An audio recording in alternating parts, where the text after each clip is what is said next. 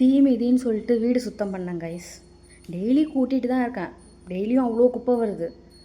சரி இன்றைக்கி கொஞ்சம் டீப் க்ளீன் பண்ணி கூட்டுவோம் அப்படின்னு சொல்லிட்டு மாப்பெலாம் போடணும்னு சொல்லிட்டு பண்ணால் அதை தாண்டின குப்பை இருக்குது. இந்த குப்பையெல்லாம் எங்கே தான் ஒழிஞ்சிருக்குனே தெரில. இது வீடா இல்லை குப்பை கடங்கானே எனக்கு தெரியல.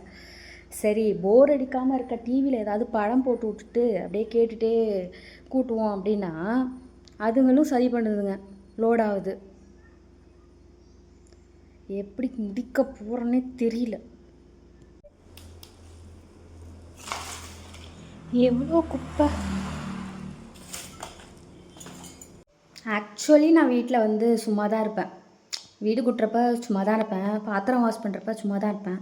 மாப் போடுறப்பையும் சும்மா தாங்க இருப்பேன். அடுத்த வேலை பாத்திரம் வாஷ் பண்ணணும். போய் பாத்திரம் வாஷ் பண்ணிட்டு வரேன் கைஸ். டடா, நல்லபடியாக பாத்திரம் வாஷ் பண்ணி முடிச்சாச்சு.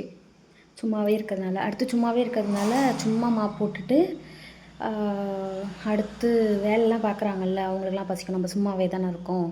ஸோ அதனால் அடுத்து சாப்பாடு ரெடி பண்ணோம் கைஸ்.